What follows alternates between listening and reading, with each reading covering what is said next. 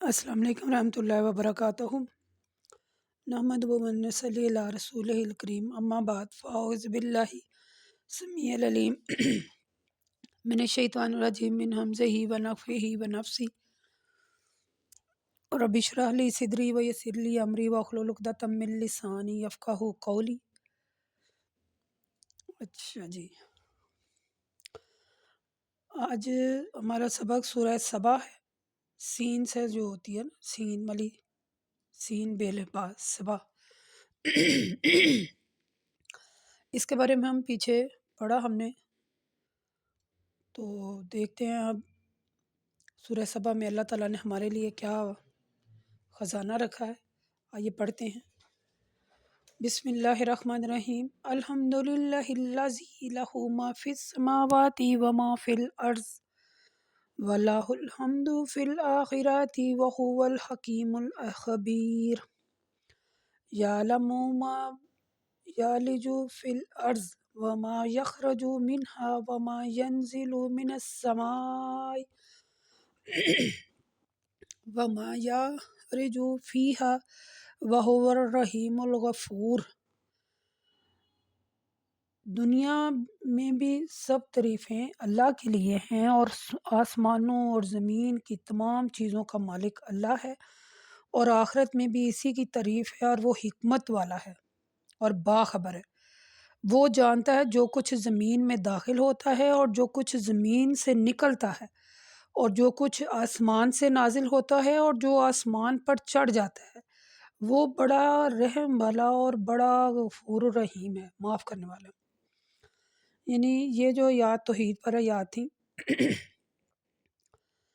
تو یہ آیات توحید پر تھی۔ اس میں جو سمجھنے والی بات ہے، آیت نمبر 2 میں جو ہم نے پڑھا، آیت نمبر 1 میں جو ہم نے پڑھا کہ زمین میں، یعنی اللہ کہتے ہیں اللہ سب کچھ جانتا ہے، جو کچھ زمین میں داخل ہوتا ہے اور جو کچھ زمین سے نکلتا ہے اور جو کچھ آسمان سے نازل ہوتا ہے اور جو کچھ آسمان پر چڑھتا ہے۔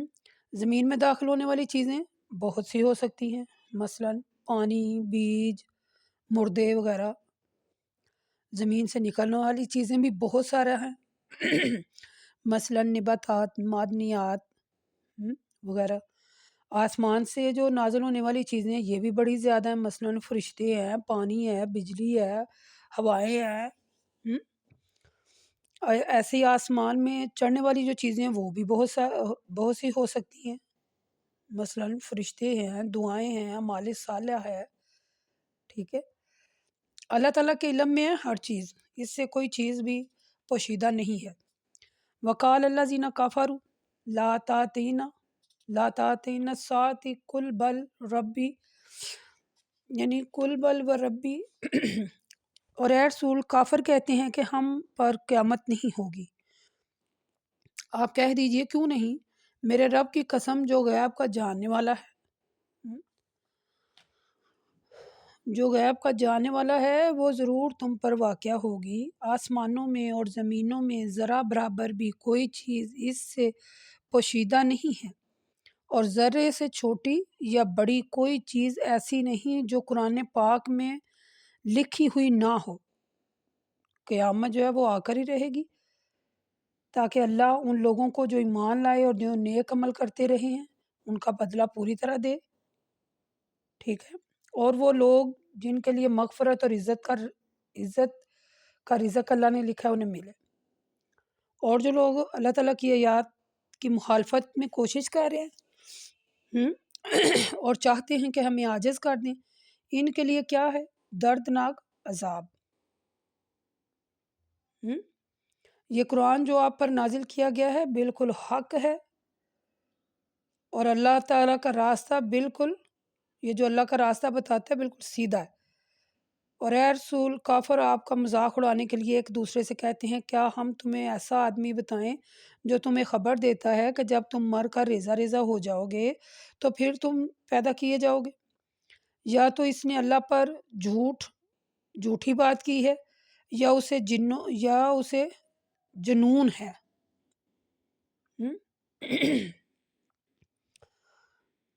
آگے اللہ کہتے ہیں اے رسول آپ ان کی دل خراش باتوں پر توجہ نہ دیں۔ بات یہ ہے جو لوگ آخرت پر ایمان نہیں رکھتے وہ ایسی باتیں کرتے ہیں، اور ان پر عذاب جو ہے وہ تو آئے گا ہی، اور گمراہی میں یہ مبتلا ہو گئے۔ کیا انہوں نے آسمان اور زمین کو اپنے آگے اور پیچھے نہیں دیکھا؟ اگر ہم چاہتے تو ان کو زمین میں دنسا دیتے یا آسمان کے ٹکڑے ان پر گرا دیتے۔ اس میں ہر اس بندے کے لیے جو اللہ کی طرف رجوع کرتا ہے عبرت کی ایک نشانی ہے اس میں۔ ٹھیک ہے، یہ جو کفار مکہ قیامت کے منکر تھے نا، وہ تو یہ ہم پیچھے پڑھ رہے ہیں سورۃ الانعام میں، سورۃ حج میں ہم نے اس کا ذکر پڑھا، سورۃ کہف میں، ٹھیک ہے، تو سورہ ابراہیم میں، سورۃ بقرہ کی آیات میں، وَلَقَدْ آتَيْنَا دَاوُودَ مِنَّا فَضْلًا، ہم نے داؤد کو اپنے فضل سے نوازا۔ ہم نے پہاڑوں اور پرندوں سے کہا، اے پہاڑوں اور پرندوں، داؤد کے ساتھ تم بھی ہماری طرف رجوع کرو، یعنی اللہ کی تسبیح کرو۔ اور ہم نے داؤد پر یہ بھی فضل کیا کہ ان کے لیے لوہے کو نرم کیا۔ پھر ہم نے کہا کہ یہ زر ہے، بناؤ، زرہ بناؤ، اور لوہے کی وہ جو دیگیں ہوتی ہیں وہ بناؤ، کیونکہ وہ اللہ نے ان کے لیے نرم کر دیا تھا نا۔ تو اللہ کہتے ہیں اے آل داؤد نیک کام کرتے رہو، اور جو کچھ تم کر رہے ہو میں اسے دیکھ رہا ہوں۔ یعنی یہاں حضرت داؤد علیہ السلام کا ذکر ہے کہ حضرت داؤد علیہ السلام کے لیے لوہے کو نرم کیا، ان پر حضرت داؤد پر اللہ نے اپنا فضل کیا، پہاڑوں اور پرندوں کو ان کے مطیع کر دیا، اور نے کہا کہ تسبیح کرتے رہا کرو۔ ولی سلیمان ریحا، اور سلیمان کے لیے ہواؤں، سلیمان کے لیے ہوا کو تابع کر دیا۔ صبح کو اس کا چلنا 1 مہینے کی مسافت کے برابر ہوتا، اور شام کو اس کا چلنا 1 مہینے کی مسافت کے برابر ہوتا۔ اور ہم نے سلیمان کے لیے پگھلے ہوئے تانبے کا چشمہ جاری کر دیا، اور جنات کو ان کے تابع کر دیا، جو اپنے رب کے حکم سے سلیمان کے سامنے مختلف کام سر انجام دیتے۔ ہم نے انہیں خبردار کر دیا تھا کہ ان میں سے جو کوئی ہمارے حکم کی تعمیل سے بھاگے گا اس کو ہم دہکتی ہوئی آگ کے عذاب کا مزہ چکھائیں گے۔ وہ جنات جو کچھ سلیمان بنوانا چاہیں گے وہ بناتے، مثلا نقشے بناتے، بڑی بڑی دیگیں بناتے، حوض بناتے، تو وہ اتنے اتنے بڑے ہوتے اور اتنے وزنی ہوتے کہ وہ اپنی جگہ سے نہیں تھے ہلتے۔ پھر اللہ کہتے ہیں میں نے آل داؤد سے ان نعمتوں کا شکر، میں نے کہا کہ ان نعمتوں کا شکر ادا کرو، اللہ کہتے ہیں، اور اے رسول میرے بندوں میں شکر گزار بندے تھوڑے ہی ہوتے ہیں۔ فلما قضینا علیہ الموت، پھر جب ہم نے سلمان کو موت دینے کا فیصلہ کیا تو جنات کو ان کی موت کی خبر کسی چیز نے نہیں دی مگر زمین کے ایک کیڑے نے جو ان کے عصا کو کھاتا رہا۔ پھر جب وہ عصا کھوکھلا ہو گیا اور سلمان گر پڑے تو جنات کو معلوم ہوا کہ وہ غیب نہیں جانتے، اگر وہ غیب جانتے ہوتے تو اس ذلت امیز عذاب میں مبتلا نہ رہتے۔ یہ ہم نے پیچھے پڑھا تھا نا، بڑی وضاحت سے میں نے آپ کو سمجھایا تھا پیچھے کہ ہواؤں کا تابع کر دینا، اور جنات جو تھے وہ حضرت سلیمان علیہ السلام کے جو تھے وہ مطیع تھے، ٹھیک ہے، تو وہ زرے بناتے، دیگیں بناتے، بہت کچھ بناتے تھے۔ یعنی اس آیت میں اللہ نے سلیمان علیہ السلام کی جنگی ضروریات کا جو نقشہ کھینچا ہے نا، یہ تمام ضروریات جنات کے ذریعے پوری کی جاتی تھی۔ یعنی جنات جو تھے وہ ہتھیار بھی بناتے تھے، قلعوں کے، میدانوں کے، جنگ کے نقشے بناتے تھے، فوج کی ضروری جو چیزیں ہوتی ہیں میدان جنگ میں، جیسے پانی کو ذخیرہ کرنے کے لیے بڑی بڑی دیگیں، اور فوج کے لیے کھانا پکانے کے لیے بڑی بڑی وہ جو دیگیں ہوتی ہیں وہ بناتے۔ اللہ کہتے ہیں لیکن جو ہے وہ کم ہی ہیں جو لوگ شکر ادا کرتے ہیں۔ بڑی بڑی عمارتیں بھی بناتے تھے، سمندر میں غوطے لگا کے آتے، ہم نے پیچھے پڑھا تھا نا، لقد کان لسبا۔ پھر اللہ کہتے ہیں اے رسول، اہل سبا کے لیے ان کی بستیوں میں ہماری قدرت کی ایک نشانی یہ تھی کہ اس بستی کے دائیں بائیں 2 باغ تھے۔ ہم نے اہل بستی سے کہہ رکھا تھا کہ اپنے رب کا دیا ہوا رزق کھاؤ اور اس کا شکر ادا کرتے رہو، پاکیزہ شہر میں تمہیں ہر چیز ملے گی، کیونکہ وہ بڑا بخشنے والا اور درگزر کرنے والا ہے۔ مگر انہوں نے اللہ کے حکم کو جھٹلایا اور ہم نے ان پر ایک پانی کا بند توڑا اور ایک زبردست سیلاب بھیجا جو ان کے دونوں باغوں کو خراب کر گیا۔ یعنی یہ جو دو ایسے باغ تھے وہ پانی جو سیلاب کا پانی تھا وہ انہیں خراب کر گیا، بجائے اس کے کہ وہ میٹھا پھل ہوتا وہ پھل کڑوے تھے۔ ان میں چند درخت جو وہ جھاڑ والے بن گئے اور چند بیری کے درخت تھے وہ کڑوے ہو گئے۔ یعنی اللہ کہتا ہے جو ناشکری انہوں نے میری کی تھی، میں ایسے ہی ناشکروں کو بدلہ دیا کرتا ہوں۔ اور ان کی بستیوں کے درمیان جن میں ہم نے برکت دی تھی، بہت سے گاؤں آباد کر دیے، ایک دوسرے کے سامنے نظر آتے تھے، اور ہم نے ان میں سفر کے لیے منزلیں مقرر کی۔ پھر ہم نے ان سے کہا کہ ان بستیوں میں رات اور دن اطمینان سے سفر کرتے رہو، لیکن انہوں نے ان نعمتوں کی قدر نہیں کی اور کہنے لگے ہمارے رب ہماری منزلوں کے درمیان دوری کر دے۔ اور پھر انہوں نے اپنی جانوں پر ظلم کیا، تو ہم نے انہیں کہانیاں بنا دیا اور انہیں ٹکڑے ٹکڑے کر ڈالا۔ اس میں سے ہر صابر اور شکر کرنے کے لیے عبرت کی نشانیاں۔ یعنی اس میں اہل سبا ایک علاقہ تھا، اس میں 2 باغ تھے، تو اللہ نے کہا کہ اس باغ میں سے کھاؤ اور پیو اور میرا شکر ادا کرو، لیکن انہوں نے شکر ادا نہیں کیا۔ پھر اللہ تعالیٰ نے یعنی ایک سیلاب بھیجا، ایک بند توڑا، سیلاب آیا، سیلاب بھیج دیا، تو وہ جو دونوں باغوں کے پھل تھے وہ کڑوے ہو گئے، جن میں کچھ درخت جھاڑ والے نہیں ہوتے، جھاڑیاں، اور کچھ جو درخت تھے وہ بیری کے تھے۔ تو سیلاب جو تھی وہ اس کی وجہ سے تباہی بربادی ہو گئی۔ میٹھے جو پھل تھے، یعنی میٹھے پھل ہونے کی بجائے جو درخت تھے سب کے پھل جو تھے وہ کڑوے کوڑے ہو گئے۔ اللہ تعالیٰ کہتے ہیں جو میرے احکامات پر نہیں چلتا اور جھٹلاتا ہے، ناشکری کرتا ہے، تو میں پھر اس کے ساتھ ایسے ہی کرتا ہوں۔ اللہ تعالیٰ نے جو نعمتیں دی ہیں نا، ان کا شکر ادا ہمیں کرنا چاہیے ہر حال میں۔ وَلَقَدْ صَدَّقَ عَلَيْهِمْ إِبْلِيسَ، اللہ کہتے ہیں اور ابلیس نے ان کے متعلق جو گمان کیا تھا، ان میں سے اکثر اس کی پیروی کرنے لگے، تو اس نے اپنے گمان کو سچ کر دکھایا۔ مومنین کی ایک جماعت کے علاوہ سب نے اس کی پیروی کی۔ ابلیس کا ان پر کچھ زور نہیں تھا، تاہم اکثر لوگ اس کے بہکاوے میں آ گئے، اور ابلیس نے انسانوں کے پیچھے لگا دینے میں ہمارا کوئی اور مقصد نہیں تھا مگر یہ کہ ہم ان لوگوں کو جو آخرت پر ایمان رکھتے ہیں اور ان لوگوں کو جو آخرت کے مقابلے میں شک کرتے ہیں ممتاز کر دیا۔ آپ کا رب ہر چیز پر نگہبان ہے۔ یعنی اللہ تبارک و تعالیٰ فرماتے ہیں کہ اے رسول، ابلیس نے ان انسانوں کے متعلق جو گمان کیا تھا نا، ان میں سے اکثر اس کی پیروی کرنے لگے، اور اس نے ان کے گمان کو سچ کر دکھایا۔ مومنین کی جو ایک جماعت تھی وہ اس کی پیروی کرنے لگی۔ یعنی یہ جو ابلیس کے گمان کی طرف اشارہ ہے نا، یہ ہم نے پتہ کئی بار پڑھا ہے، سورۃ الاعراف میں، سورۃ بنی اسرائیل میں ہم نے کتنی بار پڑھا ہے۔ آگے اللہ کہتے ہیں قُلْ ادْعُوا الَّذِي زَعَمْتُم مِّن دُونِ اللَّهِ لَا يَمْلِكُ مِثْقَالَ ذَرَّةٍ فِي السَّمَاوَاتِ وَلَا فِي الْأَرْضِ وَمَا لَهُمْ فِيهَا مِنْ شِرْكٍ وَمَا لَهُم مِّنْهُم مِّن ظَهِرٍ وَلَا تَنفَعُ الشَّفَاعَةُ عِندَهُ۔ اللہ کہتے ہیں اے رسول، آپ مشرکین سے کہہ دیں کہ اللہ کے علاوہ جن کی مشکل کشا ہونے کا تم دعوت کرتے ہو، ان مشکل کشائی کے لیے انہیں پکارو، وہ تمہیں مشکل کشائی وہ نہیں کریں گے، وہ تمہاری، وہ نہ تو آسمان میں ذرا برابر چیز کے مالک ہیں اور نہ زمین میں۔ اللہ کے ساتھ ان کی شراکت ہے اور نہ ان میں سے کوئی اللہ کا مددگار ہے۔ ہاں، اللہ کے ہاں کسی کی سفارش کسی کو نفع نہیں پہنچائے گی، یہ بات بھی آپ یاد رکھیے گا، یہ ہم پیچھے بھی میں نے پڑھا تھا۔ یعنی کسی کی سفارش قبول نہیں کی جائے گی، مگر ہاں جس کے لیے اللہ سفارش کی اجازت دے۔ اور اے رسول، یہ لوگ فرشتوں کو اللہ کی بیٹیاں کہتے ہیں، حالانکہ فرشتوں کا تو یہ حال ہے جب اللہ کے ہاں سے کوئی فرمان جاری ہوتا ہے تو گھبرا جاتے ہیں، یہاں تک کہ جب ان کی دلوں میں گھبراہٹ دور کر دی جاتی ہے تو آپس میں ایک دوسرے سے کہتے ہیں تمہارے رب نے کیا فرمایا؟ پھر خود ہی جواب دیتے ہیں کہ تمہارے رب نے سچ فرمایا اور وہ بلند و بالا اور بزرگی والا ہے۔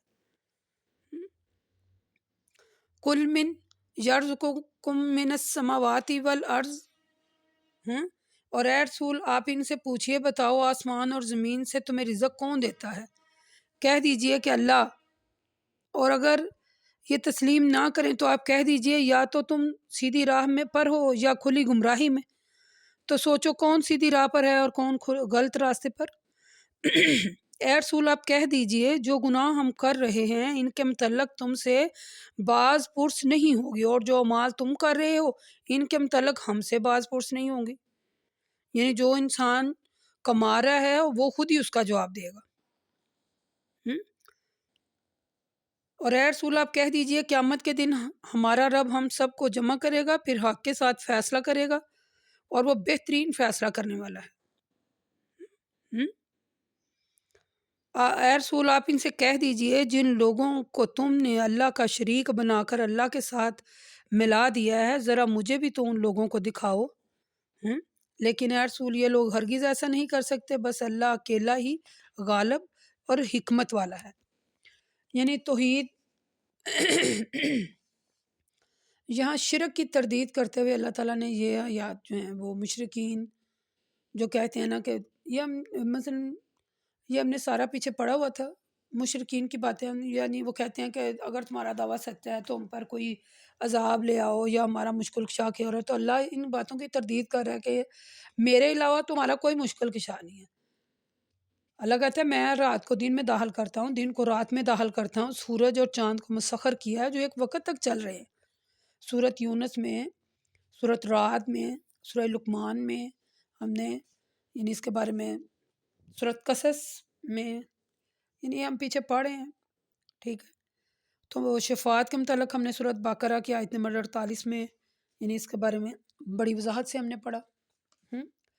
وَمَا أَرْسَلْنَاكَ، پھر آگے اللہ کہتے ہیں اے رسول ہم نے آپ کو تمام انسانوں کے لیے بشر اور نذیر بنا کر، بشیرا و نذیرا ولکن اکثر الناس لا یعلمون ویقولون من اتخذ الولد ان کنتم صادقین۔ یعنی اللہ تعالیٰ نے رسول صلی اللہ علیہ وسلم کو یعنی کہ ڈرانے والا اور خوشخبری سنانے والا بنا کر بھیجا، لیکن اکثر لوگ نہیں جانتے۔ لوگ کہتے ہیں کہ اگر تم قیامت کے معاملے میں سچے ہو تو بتاؤ قیامت کا وعدہ کب پورا ہوگا؟ تو آپ کہہ دیجئے جس دن کا تم سے وعدہ کیا ہے اس سے نہ ایک گھڑی پیچھے رہ سکے گی اور نہ ایک گھڑی آگے، ٹھیک ہے۔ یہ بھی ہم نے مثلا اس کا ترجمہ ہی زیادہ پڑھوں گی میں، یہ ہم پیچھے پڑھے ہوئے قال الذین کفروا لن نؤمن بہذا القرآن ولا بالذی بین یدیہ ولو تری اذا ظلمون۔ اللہ کہتے ہیں اے رسول صلی اللہ علیہ وسلم کافر کہتے ہیں کہ ہم اس قرآن پر ہرگز ایمان نہیں لائیں گے اور نہ اس سے پہلی کتاب پر ایمان لائیں گے۔ اگر یہی بات ہے تو یہ اس کی سزا بھگتیں گے۔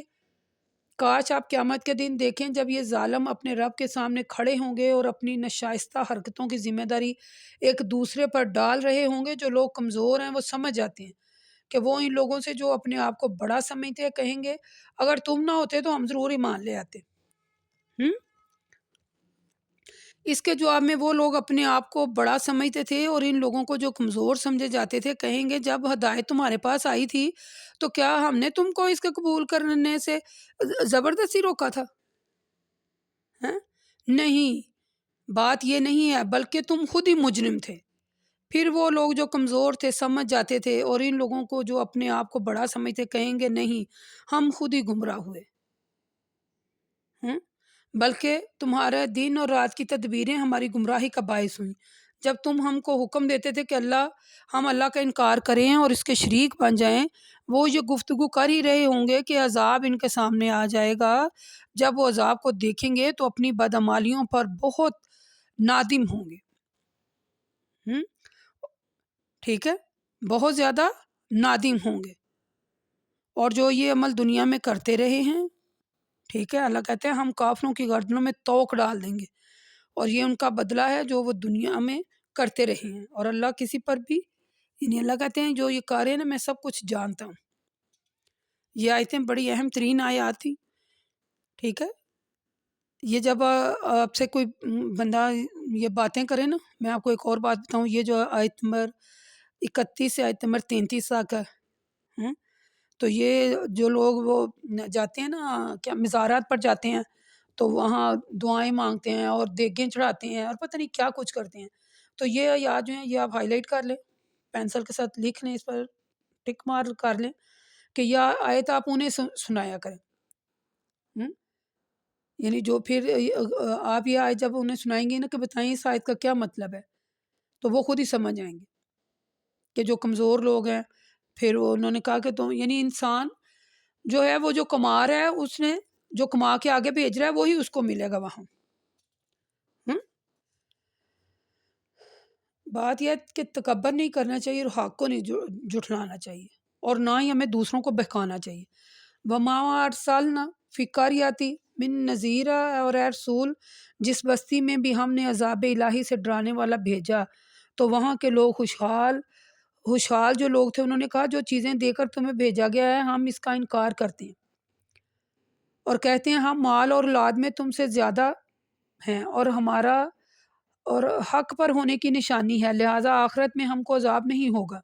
اور اے رسول آپ کہہ دیجئے یہ حق جو ہے یہ حق پر ہونے کی نشانی نہیں ہے، بلکہ میرا رب جس کے لیے چاہتا ہے رزق کشادہ کرتا ہے، جس کے لیے چاہتا ہے تنگ کرتا ہے، لیکن اکثر لوگ اس بات کو نہیں جانتے۔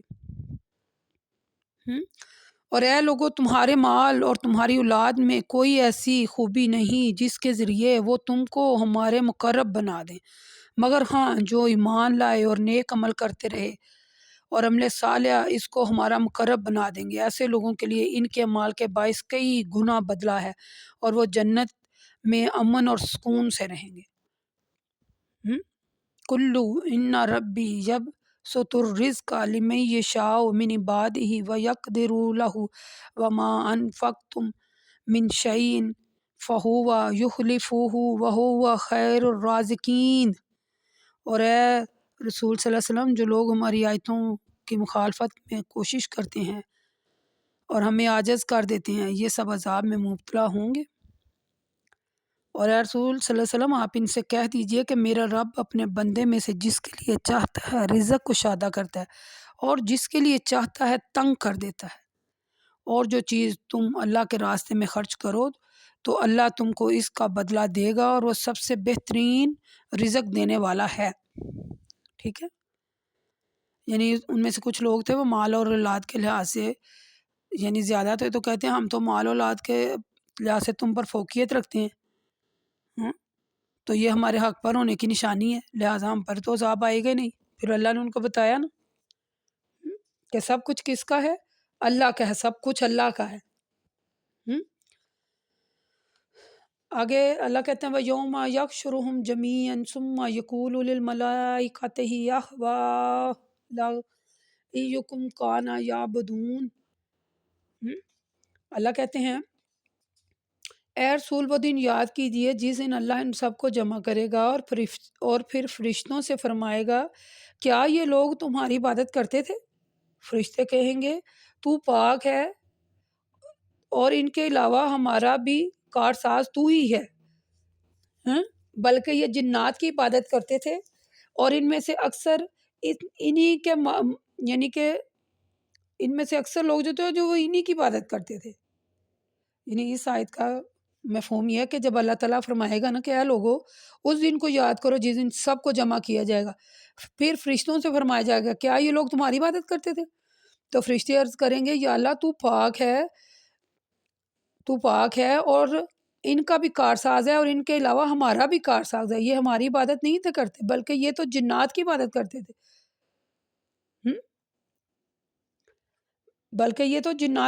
کرتے تھے، اللہ فرمائے گا آج تم میں سے کسی کو کسی کے نفع اور نقصان پہنچانے کا اختیار نہیں، پھر ہم ظالموں سے کہیں گے اب تم دوزخ کے عذاب کا مزہ چکھو جس دوزخ کو تم جھٹلایا کرتے تھے۔ اور اے رسول صلی اللہ علیہ وسلم جب ان کے پاس ہماری آیتیں واضح پڑھ کر سنائی جاتی تو کہتے